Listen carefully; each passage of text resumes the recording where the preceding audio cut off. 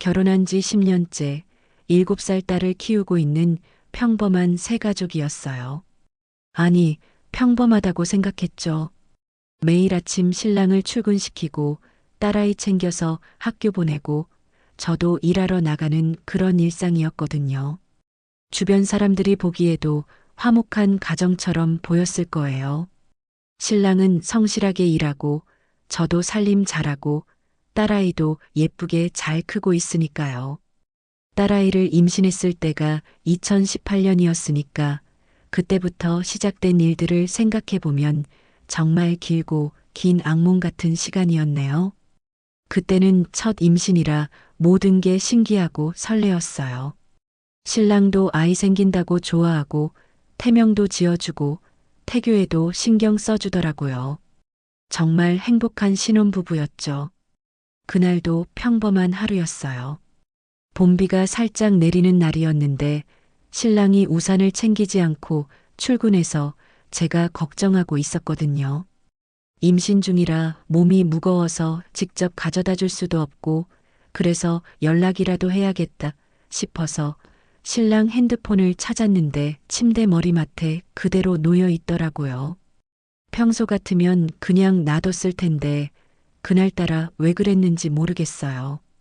혹시 급한 연락이 있을까봐 핸드폰을 켜봤죠. 그런데 카카오톡 알림이 계속해서 떠오르는 거예요. 알림음이 끊임없이 울리더라고요. 처음에는 회사 단톡방인 줄 알았어요. 요즘 회사에서 단톡으로 업무 공지도 많이 하고 하니까요.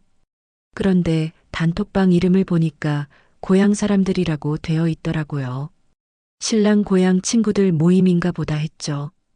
10명 남짓 되는 사람들이 들어있는 방이었는데 새벽부터 밤늦게까지 대화가 계속되고 있었어요. 친구들끼리 안부 묻는 정도의 대화려니 생각했는데 몇 개 메시지를 읽어보니까 분위기가 이상하더라고요. 어제 강남에서 대박이었다. 사진 올려라. 어떤 애였어? 이런 식의 대화들이 오가고 있었어요. 처음에는 무슨 얘기인지 몰랐죠. 그래서 스크롤을 올려서 이전 대화들을 읽어보기 시작했는데 점점 충격적인 내용들이 나오기 시작하더라고요. 강남 유리방, 마사지방, 룸살롱. 이런 불법 성매매 업소들을 다녀온 후기를 자랑스럽게 올리고 있었어요. 그것도 단순한 후기가 아니라 정말 적나라한 묘사들이었죠. 어떤 여자를 만났는지, 뭘 했는지, 얼마를 썼는지까지 상세하게 적어놓고 있더라고요. 더 충격적인 건 사진까지 올리고 있었다는 거예요. 물론 얼굴은 가려져 있었지만 그 상황을 인증하는 듯한 사진들이었죠. 호텔방 사진이나 술상 사진 같은 것들 말이에요. 그걸 본 다른 친구들은 우와 존멋, 부럽다, 나도 가야겠다, 정보 공유해라 이런 반응들을 보이고 있었어요. 정말 입에 담을 수도 없는 대화들이었어요. 결혼한 남자들이 대부분인데 아내들 몰래 이런 짓들을 하고 있다니. 그것도 단순히 한두 번의 일탈이 아니라 정기적으로 마치 취미생활 하듯이 하고 있더라고요. 누구는 매주 금요일마다 간다고 하고 누구는 출장 갈 때마다 들른다고 하고 가장 충격적인 건 우리 신랑도 그 대화에 적극적으로 참여하고 있었다는 거예요. 다른 친구들 후기에 나도 거기 가봤는데 진짜 좋더라. 다음에 같이 가자. 이런 댓글을 달고 있더라고요. 심지어 본인도 후기를 올린 게 몇 개 있었어요. 어제 XX에서 대박 터뜨렸다. 역시 XX이 최고야. 이런 식으로요. 임신 중이라 그래도 예민한 상태였는데 그런 걸 보니까 정말 미칠 것 같더라고요. 손이 막 떨리고 가슴이 두근거리고 눈앞이 깜깜해지는 것 같았어요. 뱃속에 아이까지 생각나니까 더 참담하더라고요. 이런 아빠 밑에서 자라날 아이를 생각하니까 정말 절망스러웠어요. 그 순간부터 하루 종일 제대로 된 생각을 할 수가 없었어요. 밥도 넘어가지 않고 일도 손에 잡히지 않고 계속 그 대화 내용들이 머릿속에 맴돌더라고요. 신랑이 퇴근할 때까지 정말 길고 긴 하루였어요. 저녁 때 신랑이 퇴근하자마자 따져 물었죠. 핸드폰을 들이밀면서 이게 뭐야? 이런 대화를 왜 하고 있어? 이게 사실이야? 그랬더니 신랑 얼굴이 순간 하얘지더라고요. 자기가 뭔 일인지 바로 안 거죠. 그런데 신랑이 한 반응이 정말 가관이었어요. 잠깐 당황하더니 이내 적반하장으로 나오더라고요. 왜 남의 핸드폰을 봐? 그게 사생활 침해라는 거 몰라? 부부라고 해서 모든 걸 다 알아야 해? 이러면서 오히려 저한테 화를 내는 거예요. 정말 어이가 없더라고요. 본인이 그런 짓을 해놓고는 제가 그걸 알게 된 게 문제라는 식으로 나오다니. 지금 그게 중요해? 당신이 그런 곳에 다녔다는 게 중요한 거 아니야? 했더니 그제서야 변명을 늘어놓기 시작하더라고요. 나는 실제로 그런 곳에 간 적 없어. 그냥 친구들 대화에 끼어서 장난으로 한 말이야. 허풍 좀 떤 거지. 뭐 그렇게 심각하게 받아들여. 이런 식이었어요. 그런데 제가 다시 보여주니까 본인이 직접 올린 후기들이나 사진들까지 있더라고요. 그러니까 또 다른 변명을 늘어놓고 그건 옛날 총각 때 일이야. 결혼하기 전에 한번 가본 거 가지고 친구들한테 자랑한 거지. 결혼한 후로는 절대 그런 곳 안 가. 그런데 날짜를 확인해 보니까 결혼한 후, 그것도 제가 임신한 후에도 계속 그런 대화를 하고 있었어요. 그날 밤 정말 밤새도록 싸웠어요. 저는 임신한 몸으로 울면서 소리치고 신랑은 계속 변명만 늘어놓고 정말 개싸움이었죠. 근데 신랑이 계속 발뺌만 하니까 더 화가 나더라고요. 차라리 솔직하게 인정하고 사과라도 하면 모르겠는데 끝까지 거짓말로 일관하니까 정말 실망스러웠어요. 새벽까지 싸우다가 결국 제가 최후 통첩을 했어요. 나랑 이혼할 거 아니면 그 친구들과 연을 끊어. 선택해. 그제서야 신랑이 조금 굴복하는 기색을 보이더라고요. 그러면서도 친구들이 그런 거지. 나는 진짜 안 했어라는 말은 계속 하더라고요. 그럼 친구들이 그런 짓을 하는 걸 알면서도 왜 같이 대화에 끼었어? 왜 말리지도 않았어? 그것도 공범이나 마찬가지야. 그랬더니 할 말이 없어 하더라고요. 결국 울면서 잘못했다고, 다시는 그런 대화에 끼지 않겠다고, 친구들과도 거리를 두겠다고 약속했어요. 그래서 합의를 봤죠. 앞으로 제가 동석하지 않는 친구들과의 만남은 절대 하지 않는다는 조건으로요. 그리고 그 단톡방도 나가라고 했어요. 신랑도 어쩔 수 없이 그렇게 했고요. 그때는 정말 순진하게도 친구들이 문제라고 생각했거든요. 우리 신랑은 그냥 친구들에게 휩쓸려서 그런 거라고, 친구들만 정리하면 다 해결될 거라고 믿었어요. 그렇게 몇 년이 흘렀어요. 표면적으로는 평화로운 일상이었죠. 신랑도 약속을 지키는 것 같았고 친구들과 단독으로 만나지도 않았어요. 가끔 고향에 내려가더라도 저랑 딸이랑 함께 가거나 아니면 가족 모임에만 참석하더라고요.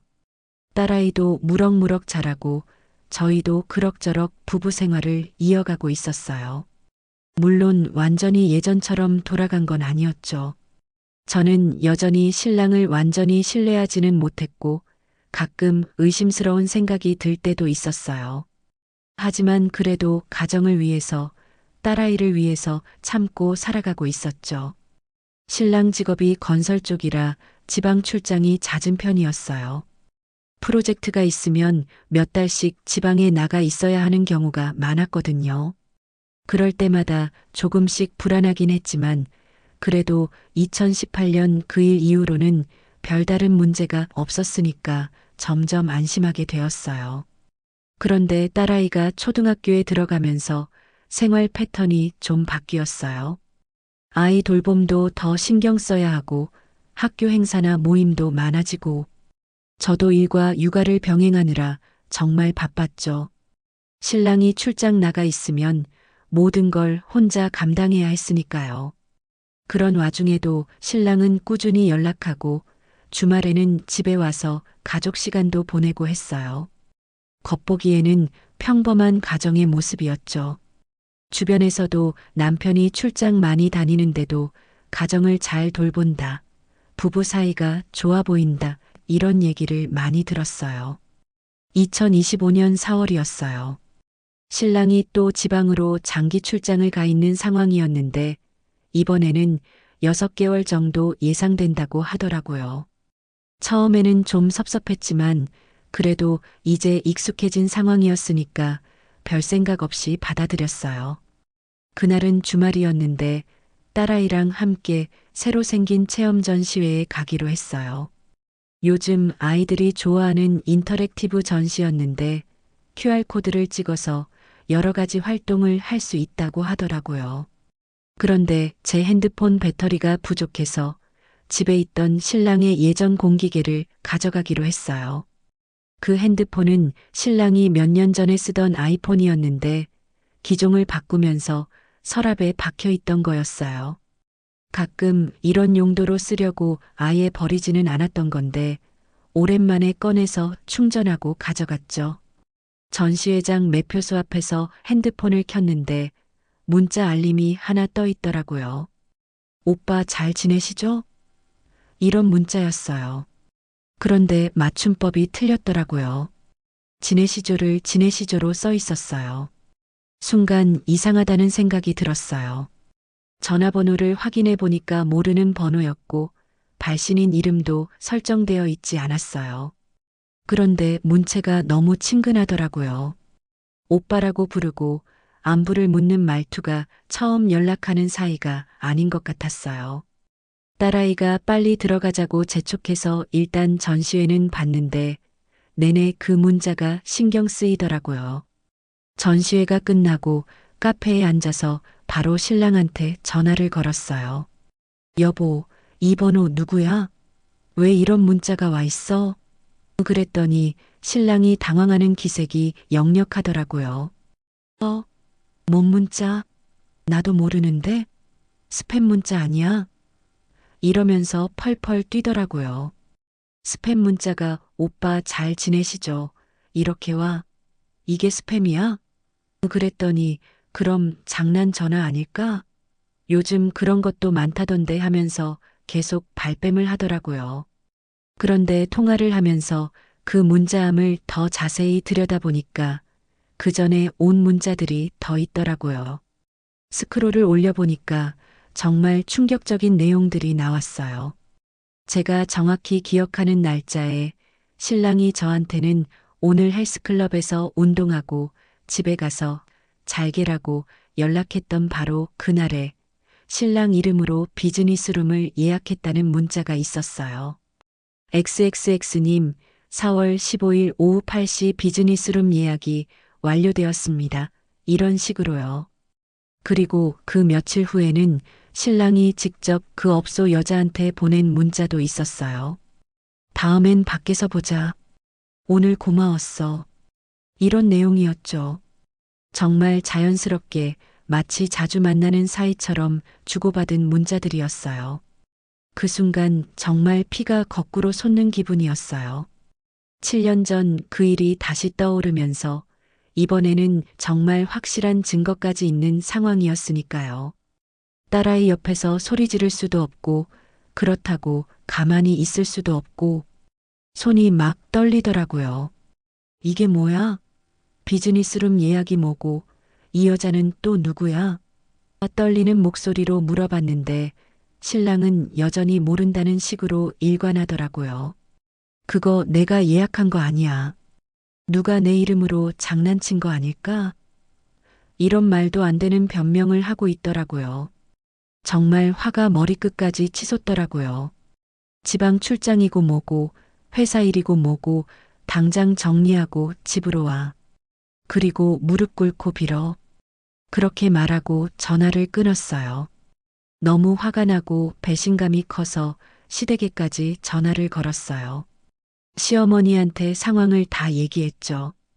어머님, 죄송하지만 이 상황을 알려드려야 할 것 같아요. 오오이가 또 그런 짓을 했어요. 시어머니도 많이 놀라시더라고요. 7년 전에도 한 번 말씀드렸던 적이 있었거든요. 그런데 정작 제 친정에는 알리지 못했어요. 부모님이 걱정하실까 봐서요. 특히 아버지는 그런 일에 대해서 정말 엄격하신 분이라 알면 아마 이혼하라고 하실 게 뻔했거든요. 속이 문드러질 정도로 괴로웠는데도 혼자 감당하려고 했던 거죠. 신랑이 부랴부랴 출장지에서 돌아왔어요. 평소 같으면 차로 4시간 걸리는 거리인데 3시간 만에 달려왔더라고요. 얼마나 다급했으면 과속까지 해가면서 온 거죠. 그리고 또 똑같은 레퍼토리였어요. 현관문을 열자마자 무릎 꿇고 잘못했다고, 안 그러겠다고, 다시는 이런 일 없을 거라고, 울면서 빌고 사과하고 다짐하고, 7년 전과 똑같은 모습이었어요. 그럼 7년 전에 약속한 건 뭐였어? 그때도 안 그러겠다고 했잖아. 그랬더니 그때는 정말 친구들 때문이었어. 이번에는 정말 혼자 실수한 거야. 스트레스 받아서 순간적으로 이런 변명을 늘어놓더라고요. 정말 한심하더라고요. 7년이 지났는데도 여전히 똑같은 변명, 똑같은 눈물, 똑같은 사과. 이제는 그런 것들이 전혀 진심으로 느껴지지 않았어요. 그냥 상황을 모면하려는 수단으로밖에 보이지 않더라고요. 그때 정말 이혼을 했어야 했을까요? 지금 생각해보면 그때가 진짜 기회였던 것 같아요. 확실한 증거도 있었고 재범이라는 것도 명확했으니까요. 하지만 그때도 또 딸아이를 생각하게 되더라고요. 7살짜리 아이가 아빠 없이 자라는 것도 불쌍하고 제가 혼자 키울 자신도 없었고요. 그래서 또 한 번 기회를 주기로 했어요. 대신 이번에는 조건을 더 까다롭게 걸었죠. 제 아이폰에 가족 계정을 등록해서 신랑의 위치를 실시간으로 확인할 수 있게 하라고 했어요. 그리고 모든 핸드폰과 계정을 공개하라고도 했고요. 신랑도 어쩔 수 없이 그렇게 했죠. 아이폰에 나의 위치 찾기 기능을 활용해서 신랑이 어디에 있는지 제가 언제든지 확인할 수 있게 되었어요. 처음에는 정말 시시각각 확인했어요. 회사에 있는지, 약속한 장소에 있는지, 집에 오는 길인지. 그 이후로는 정말 조심스럽게 행동하더라고요. 회식이나 저녁 약속이 있을 때마다 미리 알려주고 어느 식당에서 누구랑 만난다고 구체적으로 말해주고 심지어 식당 상호명까지 찍어서 보내주더라고요. 저도 그걸 확인해서 실제로 그 위치에 있는지 체크하고요. 처음 몇 달은 정말 약속을 잘 지켰어요. 말한 장소에서 말한 시간에만 있고 집에 올 때도 바로 집으로 오고 그래서 조금씩 안심이 되기 시작했죠. 이번에는 정말 정신을 차린 것 같다고 생각했어요. 그렇게 시간이 또 흘렀어요. 완전히 용서한 것도 아니고 그렇다고 계속 의심만 하고 살 수도 없고 그런 애매한 상태로 지내고 있었죠. 딸아이는 무럭무럭 자라서 이제 초등학교 2학년이 되었고 겉보기에는 평범한 가정처럼 보였을 거예요. 사실 그 시간들이 가장 힘들었어요. 완전히 신뢰할 수도 없고 그렇다고 계속 감시하면서 살 수도 없고 부부관계도 예전 같지 않았고 침대에서도 자꾸 그런 생각들이 나더라고요. 이 사람이 다른 여자와 이런 생각들 말이에요. 그런데 시간이 지나면서 조금씩 일상에 묻혀 살게 되더라고요. 매일 반복되는 생활 속에서 그런 걱정들도 점점 옅어지고 신랑도 꾸준히 잘해주니까 조금씩 마음이 열리기 시작했어요. 이번에는 정말 달라진 것 같다는 생각이 들었죠. 그런데 올해 여름부터 신랑 행동이 조금씩 이상해지기 시작했어요. 예전에는 위치 확인하는 것도 자연스럽게 받아들이더니 슬슬 불평을 하기 시작하더라고요. 언제까지 이렇게 감시할 거야? 이제는 좀 믿어줘도 되지 않을까? 이런 식으로요. 그리고 핸드폰도 예전처럼 자유롭게 보여주지 않았어요. 회사 기밀이 있어서 개인정보도 있고 이런 핑계를 대면서 슬슬 제한을 두기 시작하더라고요. 그럴 때마다 불안하긴 했지만 그래도 위치 추적은 여전히 되고 있었으니까 큰 의심은 하지 않았어요. 그러던 중 얼마 전 일이었어요. 신랑이 회사 후배들이랑 저녁 먹으러 간다고 하더라고요. 새로 들어온 후배가 있어서 환영회를 한다고 했죠. 그리고 어느 식당에서 몇 시에 만난다고 구체적으로 알려주더라고요. 심지어 그 식당 간판까지 찍어서 보내주었어요. 처음에는 안심했어요. 예전처럼 투명하게 알려주니까 의심할 이유가 없었거든요. 그런데 저녁 8시쯤 되어서 뭔가 찜찜한 느낌이 들어서 위치를 확인해 봤는데 말했던 식당이 아닌 다른 곳에 있더라고요. 처음에는 제가 잘못 본 건가 싶어서 다시 한번 확인해 봤어요. 그런데 분명히 다른 위치더라고요. 혹시 식당을 바꾼 건가 싶어서 그 위치를 카카오맵에 찍어 봤는데 주변에 식당은 하나도 없고 모텔들만 절비하게 늘어서 있는 곳이었어요. 순간 온몸에 소름이 돋더라고요. 7년 전, 3년 전의 기억이 다시 생생하게 떠올랐어요. 또 그런 짓을 하고 있구나 싶으니까 정말 화가 치밀어 올랐죠. 바로 신랑한테 전화를 걸었는데 받지 않더라고요. 계속 전화를 걸면서 위치를 보고 있으니까 신기하게도 신랑의 위치가 움직이기 시작하더라고요. 모텔촌에서 점점 멀어져서 전화를 받을 수 있는 곳으로 이동하는 게 실시간으로 보이는 거예요. 정말 어이가 없었어요. 한 10분 정도 지나서야 겨우 전화를 받더라고요. 왜 이렇게 전화를 많이 했어? 하면서 아무렇지도 않은 목소리로 말하는 거예요. 지금 어디에 있어? 왜 식당이 아닌 다른 곳에 있었어? 그랬더니 잠시 당황하는 기색을 보이다가 또 변명을 늘어놓기 시작하더라고요. 아, 그거 부장님이 갑자기 예약해달라고 해서 잠깐 들른 거야. 부장님 모셔다 드리려고. 그럼 왜 전화를 안 받았어? 회의 중이었어. 부장님이랑 중요한 얘기하고 있어서. 정말 치밀하게 거짓말을 준비해온 티가 났어요. 더 어이없는 건 그 다음 변명이었어요. 나는 그 자리에 절대 동석하지 않았어. 그냥 부장님만 모셔다 드리고 나는 바로 나왔다고. 그럼 지금은 어디에 있는데? 식당으로 가는 중이야. 이제 후배들이랑 진짜 저녁 먹으러. 정말 완벽한 시나리오를 짜온 것 같더라고요. 부장님 핑계, 회의 핑계, 모셔다 드리기 핑계까지. 7년 동안 거짓말 실력이 늘었나 보더라고요. 그런데 제가 위치 추적을 하고 있다는 걸 아니까 실시간으로 변명을 맞춰가면서 하는 거예요. 그날 밤에 집에 와서도 또 똑같은 패턴이었어요. 무릎 꿇고 빌고 사과하고 다짐하고 정말 잘못했어.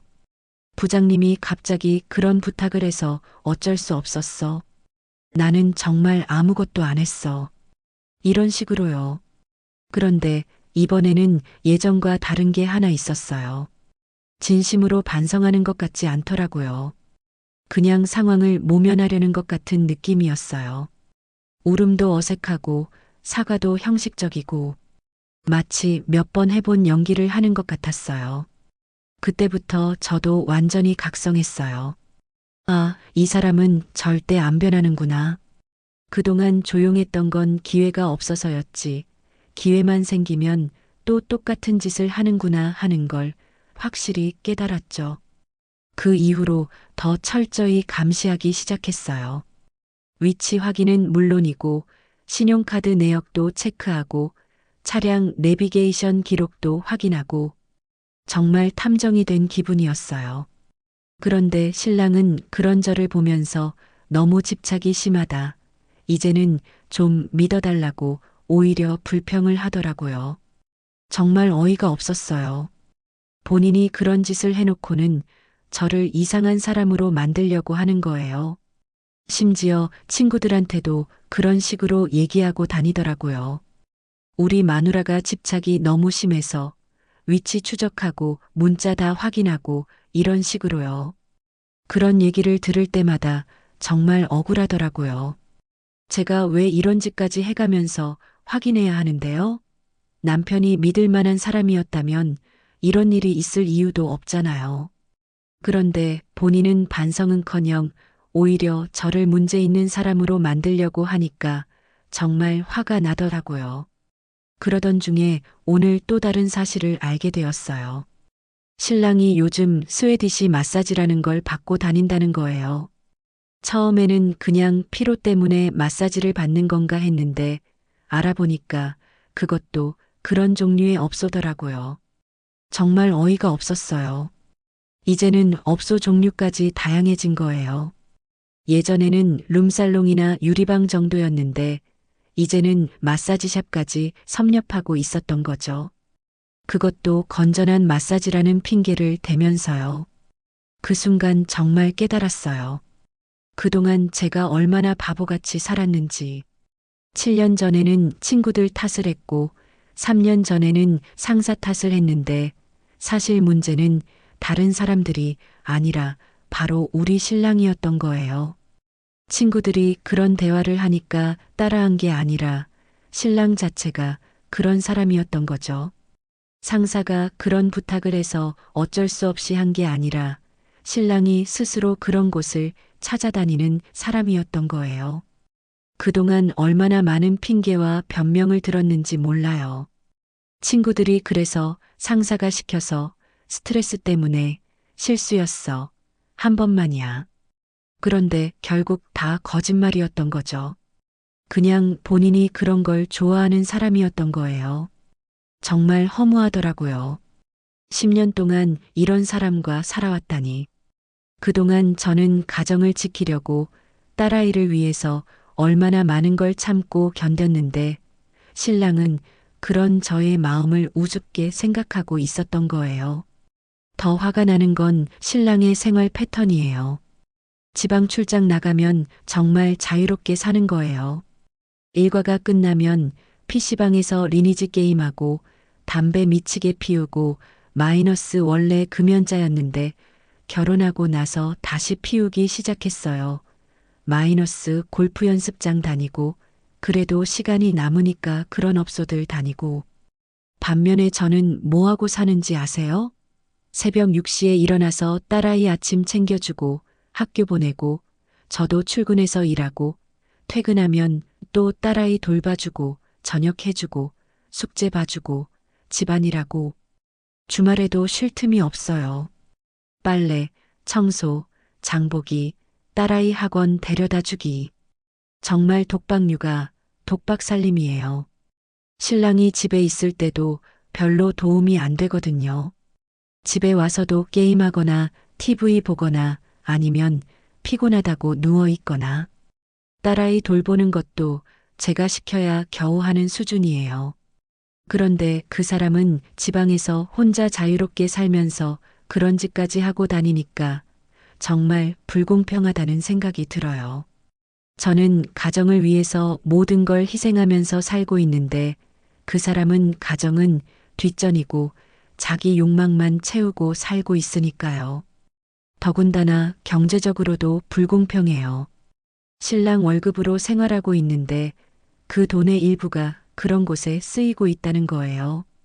저희 가족 생활비로 써야 할 돈을 딸아이 교육비로 써야 할 돈을 그런 데 쓰고 있다니 정말 화가 나요. 얼마 전에 신용카드 명세서를 보니까 이상한 결제 내역들이 있더라고요. 모텔이나 술집, 그리고 정체를 알 수 없는 서비스 업체들. 물어보면 또 회사 비용이야. 부장님 대신 결제해 준 거야. 이런 변명만 늘어놓고 정말 거짓말의 달인이 되었어요. 어떤 상황에서도 그럴듯한 변명을 만들어내고 심지어 증거까지 조작해요. 가짜 영수증 만들고 동료들한테 거짓 증언 부탁하고 정말 치밀하게 거짓말을 짜더라고요. 그런 모습을 보면서 정말 소름이 돋았어요. 이 사람이 내가 알던 그 사람이 맞나? 결혼 초기에는 정말 순박하고 착한 사람인 줄 알았거든요. 그런데 알고 보니까 이중인격자였던 거예요. 집에서는 좋은 남편, 좋은 아빠 흉내를 내고 밖에서는 완전히 다른 사람이 되는. 가장 충격적이었던 건 신랑이 그런 행동을 전혀 문제라고 생각하지 않는다는 거예요. 제가 화를 내고 따지면 남자들은 다 그런 거야. 스트레스 푸는 정도지 뭐. 다른 집 남편들도 다 해 이런 식으로 대답하더라고요. 심지어 너무 예민하게 반응한다. 아내가 그런 것까지 관리하려고 하면 남편이 숨막혀라는 말까지 하더라고요. 정말 어이가 없었어요. 불법 성매매를 하는 게 잘못이 아니라 그걸 문제 삼는 제가 이상하다는 식으로 나오니까요. 주변 사람들한테도 그런 식으로 얘기하고 다니나 봐요. 어떤 분이 저한테 남편을 너무 옥죄지 말라는 충고를 하시더라고요. 남자들은 어느 정도 자유를 줘야 한다면서요. 정말 황당했어요. 무슨 자유를 줘야 한다는 건지. 그런 얘기를 들을 때마다 제가 정말 이상한 건가 싶은 생각이 들어요. 다른 집 아내들은 정말 이런 걸 다 참고 사는 건가? 남편이 그런 짓을 해도 그냥 모르는 척하고 사는 게 현명한 건가? 하지만 아무리 생각해봐도 이건 아닌 것 같아요. 결혼이라는 게 서로 약속하고 책임지는 관계인데 그 약속을 일방적으로 어기고 다른 여자들과 그런 관계를 갖는 게 어떻게 정상일 수 있나요? 더군다나 저희에게는 7살짜리 딸이 있어요. 이런 아빠 밑에서 자라는 아이가 나중에 어떤 가치관을 가지게 될까요? 혹시나 딸아이가 나중에 이런 사실을 알게 되면 어떤 충격을 받을까요? 요즘 딸아이가 엄마 왜 아빠는 집에 자주 안 와? 라고 물어볼 때마다 정말 대답하기가 어려워요. 아빠가 일 때문에 바빠서라고 대답하지만 사실은 일 때문이 아니라는 걸 아니까 더 괴로워요. 그리고 딸아이가 점점 커가면서 눈치도 빨라지고 있어요. 저랑 신랑 사이 분위기가 좋지 않다는 걸 어렴풋이 느끼는 것 같아요. 가끔 엄마 아빠랑 싸웠어? 라고 물어볼 때가 있거든요. 그럴 때마다 정말 마음이 찢어져요. 아이를 위해서라도 가정을 지켜야 한다는 생각과 이런 아빠와 함께 사는 게 오히려 아이에게 안 좋은 영향을 줄 수도 있다는 생각 사이에서 정말 갈등이 되거든요. 최근에는 정말 심각하게 이혼을 고려하고 있어요. 더 이상은 이런 식으로 살 수 없을 것 같아요.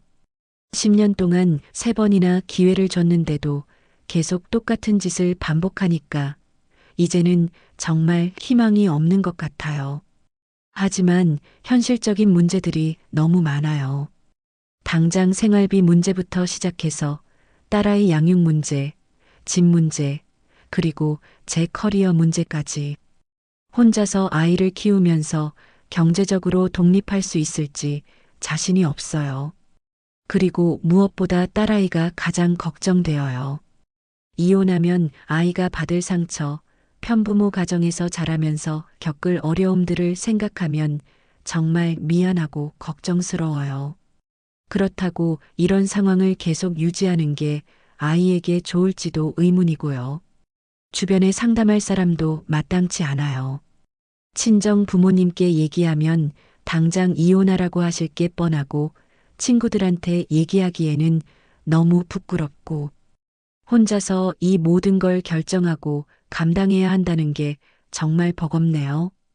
그런데 오늘 밤 이렇게 모든 걸 정리해서 생각해 보니까 답이 보이는 것 같아요. 더 이상 이런 식으로는 안 되겠구나. 정말로 결단을 내려야 할 때가 온 것 같아요. 10년 동안 정말 많은 일들이 있었네요. 결혼 초기에 행복했던 시간들, 임신했을 때의 설렘, 딸아이가 태어났을 때의 기쁨, 그리고 이런 일들로 인한 배신감과 절망감까지 정말 롤러코스터 같은 시간들이었어요. 그동안 제가 너무 순진했던 것 같아요. 사람이 변할 수 있다고 가정을 위해서라면 변할 거라고 믿었는데 사실은 그게 아니었던 거죠. 어떤 사람들은 절대 변하지 않는다는 걸 이제서야 깨달았어요.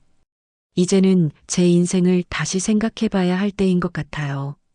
저도 아직 젊으니까 새로운 시작을 할 수 있을 거고, 딸아이도 이런 환경에서 자라는 것보다는 차라리 엄마 혼자라도 건강한 환경에서 자라는 게 나을 수도 있을 것 같고요.